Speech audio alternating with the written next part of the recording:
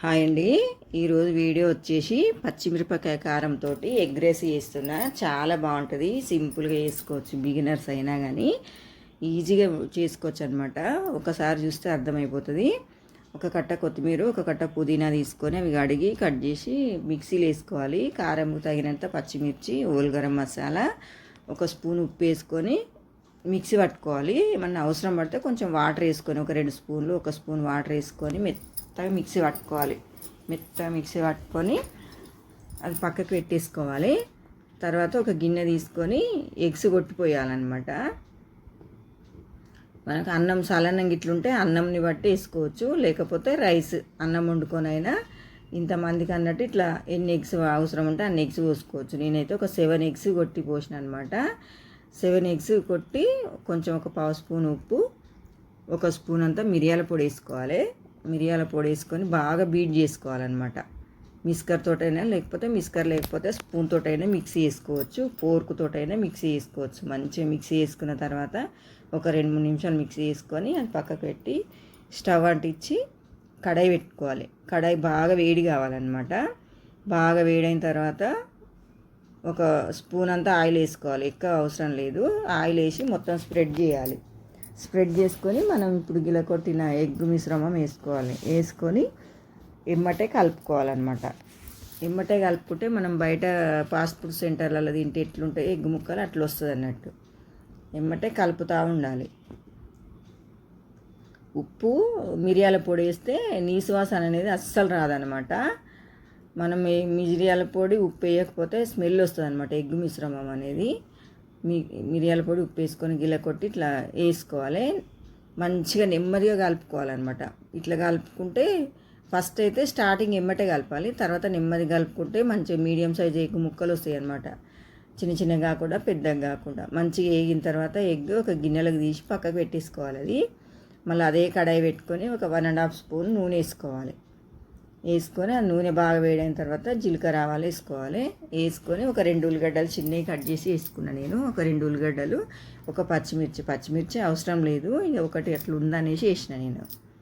ఉల్లిగడ్డ వేసుకున్న తర్వాత ఒక 10-15 గాల జీడిపప్పు వేసుకోవాలన్నమాట. కాజు వేసుకొని అది వేగేలోపు మా ఇంట్లో సలన్నం ఉందన్నమాట. చాలా ఇంకా వేస్ట్ అయిపోతుంది. ఇది ఎక్కువ ఉంది కదా, కొంచెం ఉంటేనైతే ఎవరమన్నా ఒకరం తింటాం. ఎక్కువ ఉంది కదా, అందరు పిల్లలు కూడా సలన్నం తినరు సాయంత్రం పూట అనేసి ఇక అన్నం అంతా నేను ఇంకా ఎగ్ రైస్ చేసిన అనమాట. నేను ట్రై చేసిన అనమాట.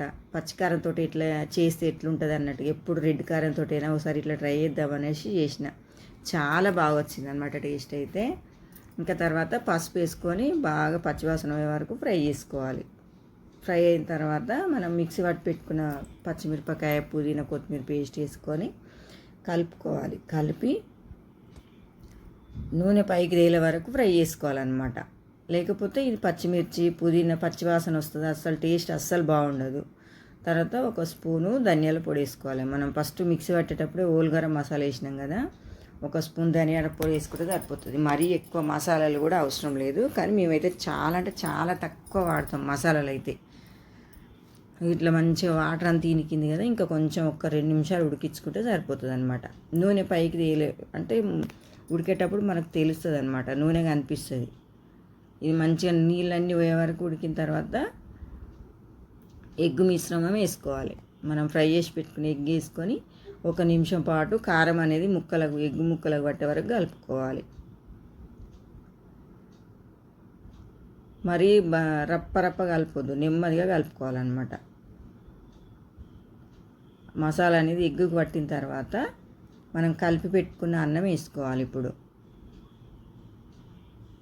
వేసుకొని ఇంకా నెమ్మదిగా కలుపుకోవాలి. అన్నం వేసిన తర్వాతనే ఉప్పు వేసుకోవాలి. మనకు అన్నం ఎంత ఉంటుందో దాని క్వాంటిటీని బట్టి ఉప్పు వేసుకోవాలి. మనం ఫస్ట్ సాల్ట్ వేసినామనుకో మనకు అందాజ తెలియదు అనమాట. అన్నం ఉంటే ఇంత అన్నం ఉంది కదా, ఇంత వేసుకోవాలన్నట్టు తెలుస్తుంది అనమాట.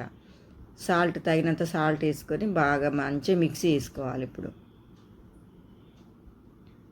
చాలా చాలా టేస్టీగా ఉంటుందండి. పిల్లలకు సలన్నం ఉన్నా చేసి పెట్టవచ్చు, లేకపోతే స్కూల్కైనా సరే ఇంట్లో కూరగాయలు లేనప్పుడు 2 ఎగ్స్ తెచ్చి మంచిగా పలగొట్టి అప్పటిదప్పుడు చేసి పెట్టవచ్చు అనమాట ఈజీగా.